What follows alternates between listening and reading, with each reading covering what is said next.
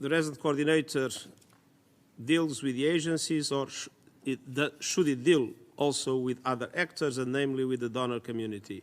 I would say that it is essential that he exactly has a very active role in articulation with the donor community, because it's essential that donors, in a situation in which the funds available are so small, that donors act also in a very coordinated way for assistance programs not to be a Christmas tree, but something strategically oriented in relation to the basic needs of the country. And so I see a lot of synergies in this articulation.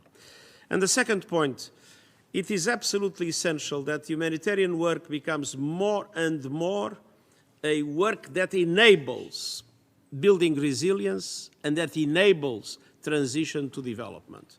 And one clear example is what we are doing in relation to internal displacement. Now, more and more, we are organizing our work in relation to internal displacement on a solutions-based approach, which means as important as providing life-saving assistance to people is to create the conditions for their situation not to be a situation of permanent dependence on the forms of traditional specific humanitarian assistance. The question of building resilience in today's world is an essential question, and it's a bridge between humanitarian and development. But now allow me a more general comment. First of all, I would like to say that I fully support all the efforts that were mentioned by the Group of 77, by Africa Group, the LLDCs, LDCs, IOSIS, middle-income countries, in relation to their efforts in the very difficult situation that we have today to create the conditions for recovery in relation to what we all agree, an Agenda 2030 that is lagging behind when it is not moving backwards. And I would like to express my deep solidarity with all the groups and my total commitment to work with all the groups and the countries that they represent in order to overcome these difficulties. And here the question is, does it make sense to spend money in coordination? Well, I have to tell you that when resources are scarce, it is absolutely essential to guarantee that they are well used, that priorities are established, that strategies are put in place, and that we do not have just each actor in a country acting by itself. I was Prime Minister of a country. I can guarantee it's not easy to coordinate ministries. Ministries tend to have their own agendas. And if you have a government in a developing country trying to have a coordinated strategy for development, nothing worse than to have a UN system and a donor community that, instead of cooperating with this coordinated approach, go with a kind of a Christmas tree approach in which each one is doing whatever each one wants, and each one is funded by whoever wants to fund whatever is considered by those actors as relevant, independently of the link with the priorities of the country itself.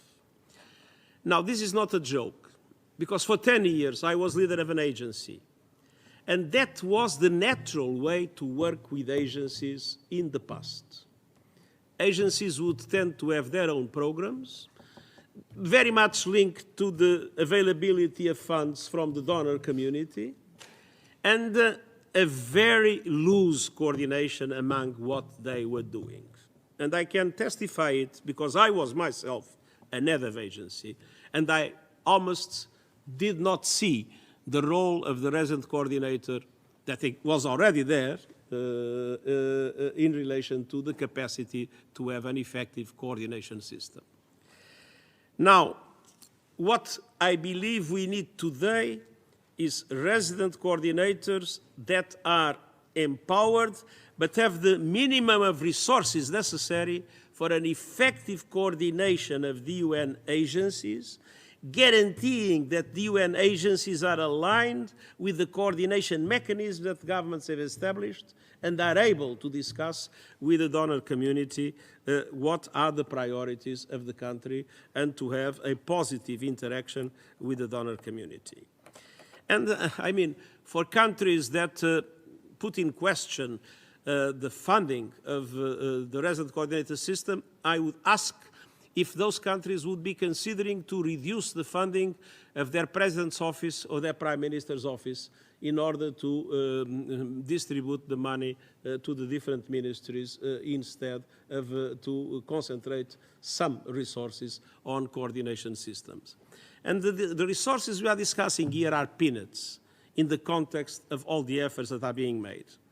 And I do believe that it doesn't make sense if we want to have real savings in the way the UN operates and real savings in the way countries are able to avoid the wasting resources when the resources are so few. The best investment is to guarantee that the resident coordinators can effectively play a role of coordinating the UN system and coordinating the UN system, aligning the UN system with the coordinating mechanisms of the governments themselves and with forms of articulation and coordination with the donor community. Not to understand this is, in my opinion, to accept the idea that chaos will produce better results than effective coordination. In all my political experience, in all the functions I've exercised, I have no doubt to say that when you have not a strong coordination mechanism, you spend much more money in all kinds of things, and you do not guarantee the coherence and the coordination of what we do. And what we have witnessed is that the mechanism that is in place, that is essentially relying on voluntary contributions, is not working. The part of the agencies is working. The part of the fee is partially working, but the voluntary contributions tend not to respond to the needs. Not in this, as in many other areas of our activity. I remember the discussion about the G5 Sahel. I was very strongly in favor of assessed contributions for the G5 Sahel. This was not accepted, and we had the G5 Sahel funded by voluntary contributions. The result can be seen in the chaotic situation in the Sahel today and the total lack of capacity to respond to the terrorist threat. I do believe that if there is an investment that pays, an investment that works, is an investment in effective coordination. And my appeal to member states is to recognize that at least part of it, that's why an hybrid model is what we suggest, part of it should be made by assessed contributions because it corresponds to the essential work of the UN in a fundamental pillar of that work, which is development. Does that mean that we should not have accountability? Of course we must have accountability. Does that mean that performance should not be measured? Of course performance should be measured. But it's much easier to measure performance in a coordinated system than to measure performance in an uncoordinated system. And so I do believe that even from the point of view of improving the coordination among agencies, where boards have a key role also to play, in the guaranteeing that the system works in a much more effective way, that there is accountability, that donors know exactly the result of their contributions. I think for all these reasons, we are totally open to discuss with member states, both member states where country teams work and member states to support that work. We are totally open to discuss all forms of performance measure, accountability, mechanisms of reporting, of monitoring, whatever is desired by member states. We have no doubt whatsoever to provide it. But at the same time, we strongly ask for countries to take seriously what was said in this meeting, that the system is essentially working much better than in the past, and that it makes sense to create the conditions not to go back to the past situation, which would have enormous costs for countries and enormous waste for the money that the donor community puts at the disposal of development.